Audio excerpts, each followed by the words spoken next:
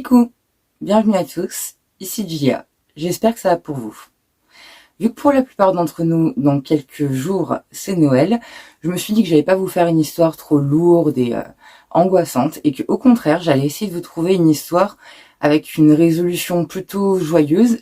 Et là, pour le coup, non seulement la résolution est joyeuse, mais comme vous le verrez, elle est spéciale. On va dire que c'est quelque chose qui n'arrive pas tout le temps. Honnêtement, c'est une des premières fois que j'arrive à trouver une histoire avec des preuves, entre guillemets, que tout ça s'est bien passé. Donc n'hésitez pas à me dire ce que vous en pensez dans les commentaires à la fin de la vidéo. Bien sûr, si vous n'êtes pas abonné, n'hésitez pas à vous abonner et à mettre un petit pouce si la vidéo vous a plu. Et maintenant, penchons-nous ensemble sur l'histoire de Laura Hatch et de Shanor.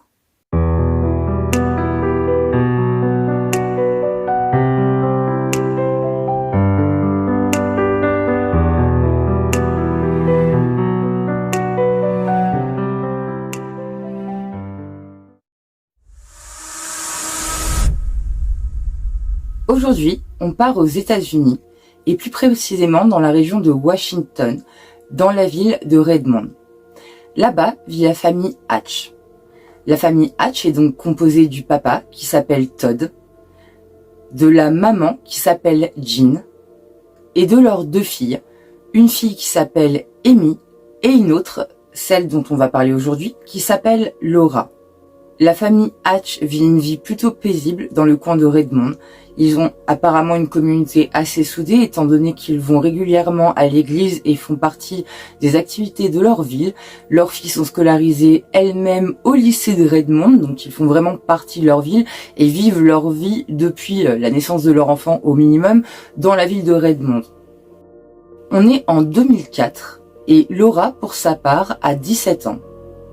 Elle est donc scolarisée au lycée de Redmond. C'est une fille souriante, on le voit sur les photos.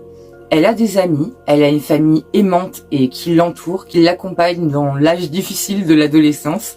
Et elle se sent plutôt bien dans sa ville et dans sa famille. Laura est née le 2 septembre 1987. Comme je vous l'ai dit, elle a 17 ans, ce qui fait qu'elle a déjà son permis de conduire, étant donné qu'aux États-Unis, à partir de l'âge de 16 ans, on peut se mettre à conduire. Du coup, Laura a fait l'acquisition d'une Toyota bleu foncé de l'année 1996. La plaque de Laura est 848 KJK.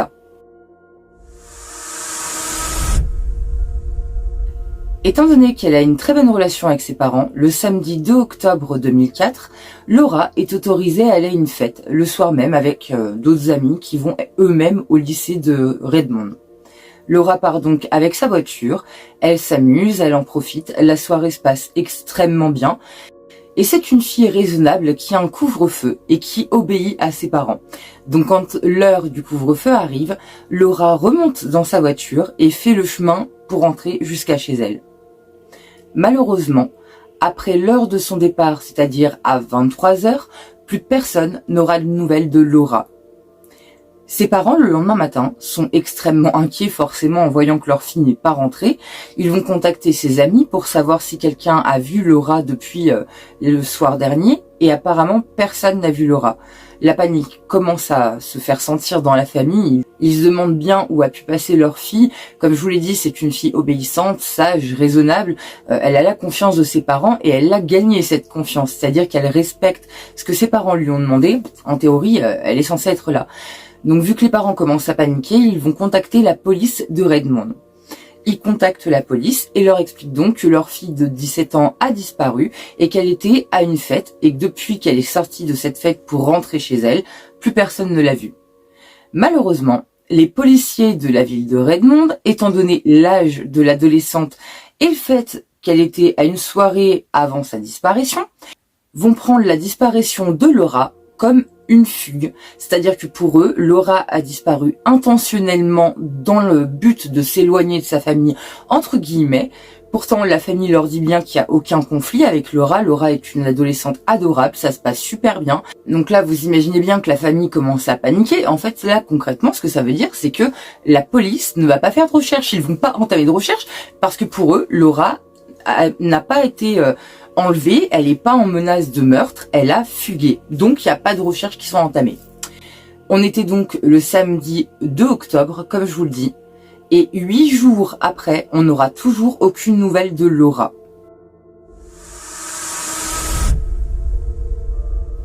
Donc pendant cette semaine qui vient de s'écouler, pendant ces 8 jours, sa disparition a commencé à faire le tour. Les amis de Laura, comme vous allez le voir maintenant, ont commencé à poster sur des comptes pour prévenir de la disparition, pour demander de l'aide, pour pouvoir retrouver leur amie, parce qu'ils commencent réellement à s'inquiéter. Laura, c'est pas le genre à fuguer, ils le savent. La police, c'est ce qu'ils pensent, mais c'est pas le cas. Donc eux, ils pensent que soit elle a eu un accident, soit elle a été enlevée, soit quelqu'un lui a fait du mal, mais dans tous les cas, ils savent que c'est absolument pas normal et qu'elle n'est pas partie d'elle-même. Du coup, ce qu'ils vont faire, c'est qu'ils vont organiser eux-mêmes leurs recherches. La ville de Redmond s'est vraiment serré les coudes et ils ont aidé les parents à traverser cette mauvaise passe en les aidant à chercher leur fille. Ce qui fait que plus de 200 personnes vont se déplacer pour venir chercher Laura avec les parents pendant quasiment une semaine. À côté de ça, les parents étant religieux, plusieurs messes seront organisées pour prier pour le retour de Laura. Les parents, Todd et Jean, sont extrêmement actifs dans l'église de leur ville et donc les gens avec lesquels ils sont habitués à prier régulièrement sont forcément inquiets de la disparition de Laura et seront ravis d'essayer de prier avec eux afin de demander le retour de Laura. En parallèle, la police imprimera des affiches missing pour signaler la disparition de Laura. Sur ces affiches, on dira que Laura est brune, qu'elle est svelte, car elle fait 52 kg pour 1m70. Elle a les yeux bleu-vert. Ce jour-là, elle est habillée d'un jean et d'un t-shirt gris, d'un sweat blanc et d'une paire de baskets blanches. Et elle était au volant de sa Toyota bleu foncé de 1996, dont la plaque est 848 KJK. Étant donné que la police de Redmond ne veut pas entreprendre de recherche car pour eux c'est une fugue, d'ailleurs on va faire un petit point là-dessus, c'est une ado de 17 ans qui a disparu. Moi ça me choque toujours quand dans des histoires on entend que les policiers pensent à une fugue obligatoirement quand c'est des adolescents. Personnellement je suis absolument pas d'accord avec le fait que les adolescents sont tous instables et désobéissants et qu'un conflit peut arriver extrêmement vite et que du coup tous les adolescents faut les classer en fugue. Je suis pas d'accord. Effectivement, il y a des ados qui ont tendance à fuguer et qui sont capables de partir de chez eux quelques jours pour essayer de faire peur à maman ou papa.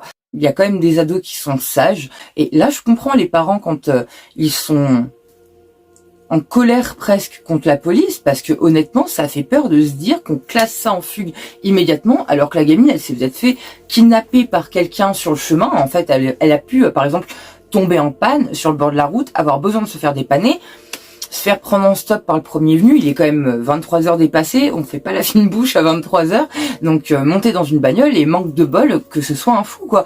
Donc moi je comprends pas pourquoi on enlève la théorie tout de suite du kidnapping ou du meurtre potentiel et qu'on classe ça en fugue dès que c'est des adolescents. Je trouve ça choquant parce que du coup on n'engage pas de recherche pour cette personne et même si la personne n'a ne serait-ce qu'un accident, bah, elle a besoin de secours en fait, donc ne pas la chercher ça revient à la condamner en fait dans tous les cas. Je sais que ça coûte de l'argent, peut-être que beaucoup d'entre vous me diront ouais mais bon ça coûte de l'argent, je suis tout à fait d'accord, mais voilà, ça c'était mon opinion. Je comprends que ça coûte de l'argent, mais je me dis que quand c'est un accident et qu'on retrouve les personnes plus tard qui ont attendu pendant longtemps et qui n'ont pas été secourues, c'est triste. Donc, comme je vous le disais, pour combler le fait que la police refuse d'enquêter sur le cas de Laura, les parents vont engager un détective privé, à leurs frais, bien entendu, et ce détective va essayer de refaire le chemin de Laura un peu et il va malheureusement rien trouver. Les volontaires vont fouiller une zone plutôt étendue, ils vont prendre le trajet logique que Laura aurait dû faire normalement. Ils vont aussi prendre plusieurs trajets, donc voir si admettons elle a décidé de passer par une autre route. Ils vont faire tous ces trajets et regarder dans les zones si par hasard on retrouverait pas Laura. Malheureusement, comme je vous l'ai dit, au bout de 8 jours, on n'a toujours rien retrouvé. Au bout d'un moment, même les amis de Laura vont se demander si elle n'a pas fugué. En effet, ça fait déjà quelques jours qu'elle est partie. Ils vont remettre en question le fait de s'être dit que non, c'était impossible d'avoir fugué et se dire que éventuellement, ouais, peut-être ça peut arriver à tout le monde de péter un câble et de partir, et ils se demandent si Laura n'aurait pas fugué. Mais sa sœur, elle, n'est absolument pas d'accord. La sœur de Laura, Amy, donc, dira que pour elle, Laura était tout à fait normale avant qu'elle disparaisse, donc il n'y a aucune raison qu'elle ait décidé de fuguer. Toutes ses affaires sont restées à la maison, tout ce qui a disparu, c'est Laura et sa voiture. Donc voilà, Ça, je pense aussi du fait que le temps commence à passer, ses amis commencent à tellement s'inquiéter que des fois les gens préfèrent penser que les gens sont partis d'eux-mêmes et vont bien, plutôt que de se dire que il leur est arrivé quelque chose et qu'on ne saura peut-être jamais ce qui leur est arrivé. Je pense que c'est un peu ce qui s'est passé pour les amis de Laura. Ils ont dû commencer à s'inquiéter tellement que voilà, ils ont préféré se résoudre. Pendant ce temps-là, dans une des maisons de la ville de Redmond, une adolescente qui va au même lycée que Laura et qui la connaît est réellement inquiète. On est le 10 octobre 2004, ça fait donc 8 jours qu'on n'a pas vu Laura, on sait absolument pas où elle est, il y a eu des recherches, il y a eu des affiches, pas de nouvelles, donc son amie forcément commence à réellement s'inquiéter. Et elle était en train de regarder une photo de Laura. L'adolescente, complètement désespérée et ne sachant pas réellement ce qu'elle pouvait faire, décide d'aller voir sa maman, qui s'appelle Shanor. Shanor est organisatrice de mariage et a 44 ans, en 2004. Quand sa fille arrive vers elle avec la photo de Laura en main, en lui disant qu'elle est complètement désespérée et en lui demandant conseil, Shanor va lui répondre que malheureusement il n'y a pas grand chose à faire. Tout ce qu'il faut, c'est attendre et surtout prier pour que Laura revienne. Malgré tout, forcément, comme tout le monde dans la ville, elle était peinée et inquiète de la disparition de Laura elle-même. Mais voilà, elle savait pas trop quoi répondre à sa fille. Et étant croyante et allant dans la même église que les parents de la disparue, pour elle, la réponse évidente était de prier. Donc c'est ce qu'elle a conseillé à sa fille. Le soir même, Shanor ira se coucher. Et pendant cette nuit, elle va faire 3 rêves. 3 fois le même rêve. Dans ce rêve, elle verra une intersection et une zone boisée. Le lendemain matin, à son réveil, elle est vraiment perturbée par ses rêves. Elle a rêvé 3 fois la même chose. Voilà, la veille, elle a beaucoup pensé à Laura. Et en se levant ce matin-là, elle a eu le sentiment qu'il fallait qu'elle aille à la recherche de Laura. Depuis que je suis toute petite, j'ai toujours eu des visions. J'ai toujours été très sensible, capable de ressentir à distance quand les gens que je connais sont contrariés et que je dois les aider. Une nuit, j'ai rêvé de l'intersection. Cette nuit-là, à 3 reprises, j'ai rêvé de cet endroit. Et à chaque fois, je me suis réveillée en me disant « Encore ce rêve ?» Donc c'est ce qu'elle a fait. Elle s'est levée et ce sentiment l'a taraudée tellement qu'elle a demandé à sa fille de l'accompagner pour aller à la recherche de la disparue. On est donc le dimanche 10 octobre 2004 quand Shanor et sa fille monteront dans leur voiture pour partir à la recherche de Laura, suite au rêve de Shanor. Pour commencer leur recherche, les deux sont allés dans la zone de Union Hill. Shanor a stationné la voiture, en est descendue et a eu le sentiment que, comme elle le dira elle-même, ce n'était pas là. Donc elle est remontée dans la voiture avec sa fille et elles ont continué la route un peu plus loin. Toutes les deux se sont arrêtées vers la route Northern Union Hill Road. Et en arrivant là-bas, elle a encore une fois stationné sa voiture. Elle en est descendue, a regardé autour d'elle et là, son intuition, on va dire, l'a dirigée vers un talus qui descendait. Elle a passé une barrière en béton et a commencé à descendre le talus. Une fois arrivée en bas, la végétation est extrêmement fournie. On ne passe pas comme ça dans cette forêt. C'est, voilà, je veux dire, il y a des arbres, il y a des buissons, c'est extrêmement compliqué de se faufiler. Mais elle a suivi son intuition et elle a continué à avancer. Avant de descendre, elle avait demandé à sa fille de rester là-haut en sécurité, près de la voiture. Elle ne savait pas trop ce qu'elle allait trouver en bas. Ça peut être dangereux, il y a une grosse pente à descendre. Elle a laissé son ado en haut. Une fois arrivée en bas, elle commence à regarder un peu de partout et elle voit rien de spécial dans la forêt. Elle fait quelques pas dans la forêt, avance d'une 30aine de mètres et regarde autour d'elle. Elle voit rien du tout, il n'y a pas de traces de collision, de quoi que ce soit, il n'y a pas de traces de pneus, la végétation n'a pas bougé, donc voilà, elle voit rien. Elle était sur le point de partir quand son attention a été retenue par quelque chose de noir dans la forêt. Donc là, elle va avancer de quelques dizaines de mètres de plus et se rendre compte que cette chose noire, en fait, c'est que malheureusement un sac poubelle. Dans la forêt, ouais, c'est pas très propre, mais bon. Encore une fois, Shanor était sur le point de partir en se disant qu'elle s'était trompée d'endroit. Mais avant de partir, elle a regardé de partout, quand même.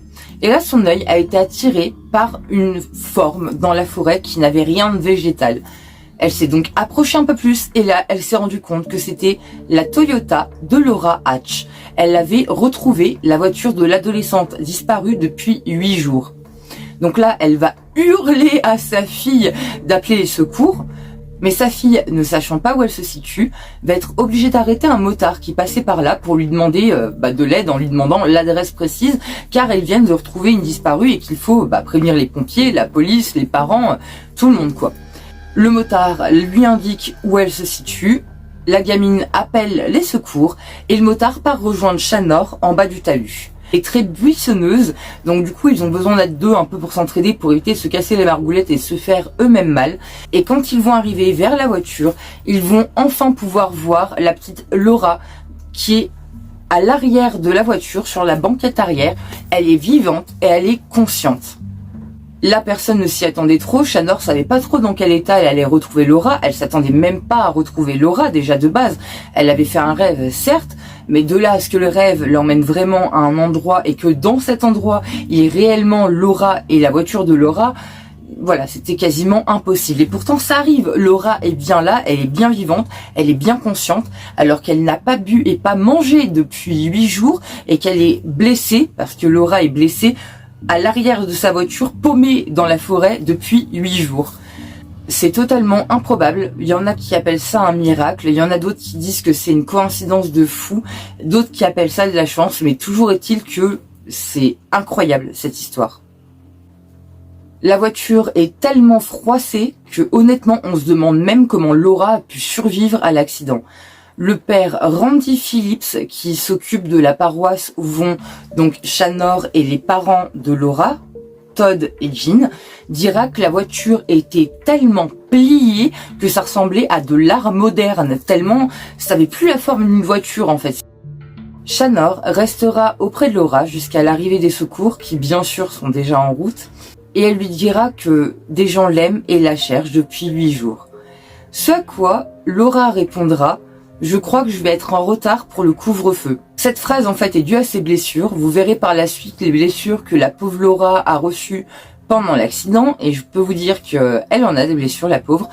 Et en réalité, ce que j'ai trouvé mignon dans cette phrase, c'est que Laura, même à moitié dans les vapes, elle pense encore à l'éducation de ses parents et au fait qu'elle ne veut pas les décevoir en étant en retard pour un couvre-feu qu'ils lui ont accordé après sa soirée. On voit qu'ils sont vraiment proches dans leur famille. J'ai trouvé ça adorable, franchement. Shanor, en attendant l'arrivée des secours et en présence de Laura, appellera Todd, son papa, parce qu'elle avait son numéro de téléphone dans son répertoire, et elle pourra donc prévenir la famille Hatch, qui ne s'y attendait absolument pas. À ce stade de l'histoire, ils commençaient vraiment à désespérer, ils pensaient ne plus jamais revoir Laura. On craignait le pire, on pensait qu'on ne la retrouverait plus. Que ce soit sa maman Jean, son papa Todd ou sa sœur Amy, limite l'espoir avait disparu. Ça faisait plus d'une semaine qu'elle était portée disparue, donc forcément ils commençaient de moins en moins à y croire. Alors vous imaginez bien que là, l'appel qu'ils reçoivent est inattendu, inespéré et les soulage à un point inimaginable. Et ce qui les a étonnés aussi, c'est que, comme je vous l'ai dit, ils ont engagé un détective privé et ont organisé des recherches avec des bénévoles. Et la zone où ils ont retrouvé Laura avait été fouillée, quoi. Ils n'ont pas trouvé Laura ni son véhicule, mais cette zone avait bel et bien été fouillée. Ce qui est étrange aussi, c'est qu'au niveau de l'endroit où la voiture de Laura est sortie de la route, il n'y a aucune trace. C'est-à-dire qu'il n'y a pas de traces de pneus, pas de traces de freinage, pas de traces de broussailles qui se seraient écrasées à cause d'une voiture. Il n'y a rien du tout. Donc vraiment, de l'extérieur, il n'y a rien qui pouvait laisser croire qu'il y avait eu un accident à cet endroit-là. Shanor n'avait aucun signe pour retrouver Laura. Si elle n'avait pas fait ce rêve, honnêtement, la gamine n'aurait jamais été retrouvée, et c'est d'ailleurs ce que dira la maman de Laura quand elle apprendra que c'est Shanor qui a retrouvé sa fille. Si elle n'avait pas été là, on n'aurait jamais retrouvé ma fille. On avait abandonné tout espoir de la retrouver vivante. Sans cette femme, elle ne serait pas parmi nous aujourd'hui.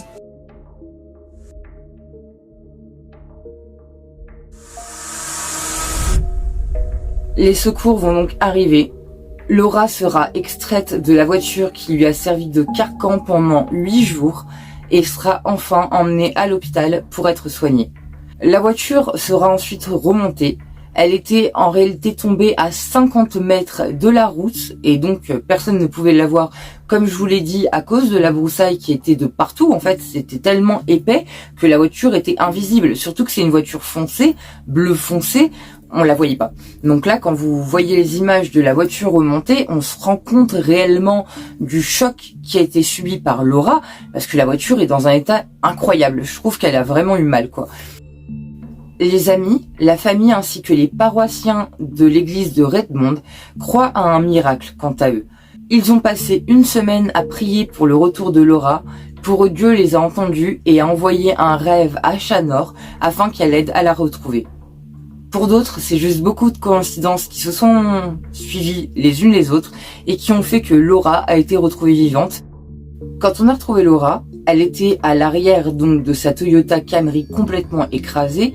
Elle était consciente, mais elle était extrêmement fatiguée. Elle avait mal à plusieurs endroits. Elle était complètement déshydratée.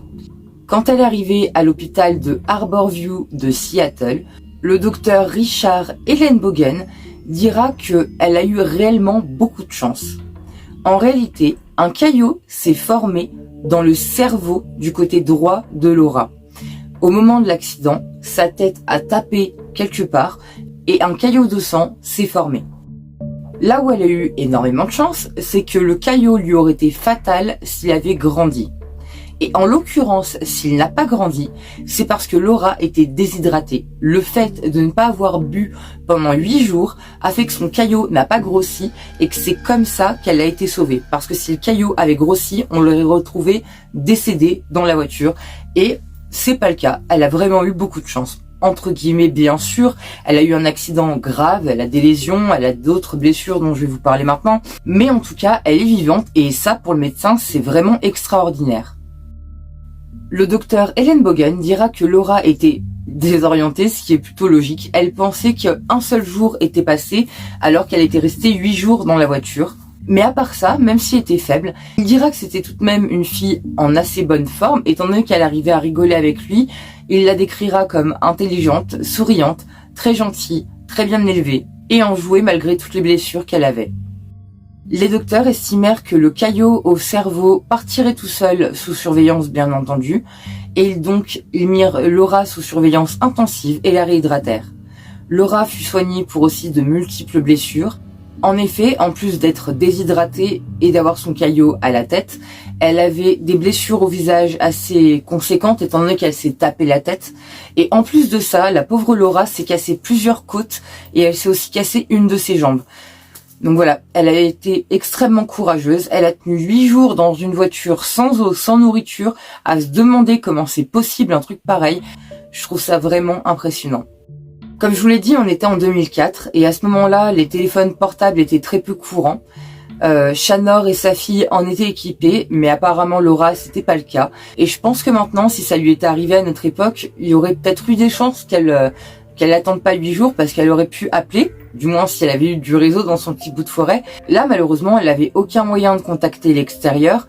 Elle devait être extrêmement désorientée avec la commotion cérébrale qu'elle avait et le caillot qui s'était formé au niveau de son cerveau. Et en plus de ça, même si elle n'avait pas été désorientée, étant donné qu'elle avait une jambe cassée, c'était foutu. Elle aurait pas pu sortir de la voiture. Donc là, ce qui est sûr, c'est que heureusement que Shanor a fait ce rêve, heureusement que Shanor a réussi à la retrouver, parce qu'elle a vraiment sauvé la vie de l'adolescente. Alors, pour cette histoire, il peut y avoir plusieurs théories. Soit on croit 100% à ce qui s'est passé par rapport à la version de Shanor, c'est-à-dire qu'elle a bel et bien fait un rêve et que c'est comme ça qu'elle a retrouvé Laura. Ou alors on peut se dire qu'en passant, elle a peut-être vu un signe inconsciemment qui lui est revenu pendant la nuit, comme un buisson un peu écrasé devant lequel elle serait passée. Voilà, ça c'est une des théories qui contre un peu l'histoire du rêve prémonitoire pour ceux qui y croient pas.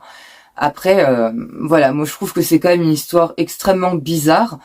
Shanor, en plus, a continué à aider la police et elle tient à ne pas se faire rémunérer. C'est-à-dire qu'elle a déjà fait plusieurs rêves depuis son enfance, comme vous l'avez vu tout au cours du reportage. Mais depuis qu'elle a sauvé Laura, elle a à de multiples reprises aidé la police. Donc voilà, enfin, je pense que là, pour le coup, on peut croire à l'histoire et... il y en a d'autres, des comme ça. Je pense que je vous reparlerai d'autres cas où des gens ont aidé la police et réellement aidé la police dans de cas multiples. Donc voilà, je crois que j'ai fait le tour. N'hésitez pas à me donner vos avis dans les commentaires. Je serais intéressée de voir qui pense que les rêves prémonitoires existent, Qui ne croit pas du tout à ce genre de choses et pense plutôt rationnellement, et j'aimerais bien voir vos théories, voir ce que vous en pensez vous. Est-ce qu'elle a pu voir un signe de l'accident et y repenser pendant la nuit? Est-ce que elle a tout simplement menti aussi en disant qu'elle avait fait un rêve alors qu'en fait elle a juste trouvé Laura par hasard? Mais bon, je vois pas trop l'intérêt, donc voilà, pour moi, je sais pas si vraiment elle a fait un rêve prémonitoire. Je vous avoue qu'à la base, je crois pas du tout aux rêves prémonitoires. Et avant de tomber sur cette histoire, j'avais vraiment du mal avec les gens qui me parlaient de rêves prémonitoires, et ouais non, j'y croyais pas trop. Mais là, pour le coup, elle a sauvé une gamine, donc j'avoue que ça met le doute, et que c'est pour ça aussi que j'ai choisi de vous raconter cette histoire, parce que non seulement elle se finit bien, mais qu'en plus elle laisse plein de questions à se poser. En tout cas, si la vidéo vous a intéressé, n'hésitez pas à la liker et à vous abonner. Pour ceux qui fêtent Noël, je vous souhaite de bonnes fêtes de fin d'année.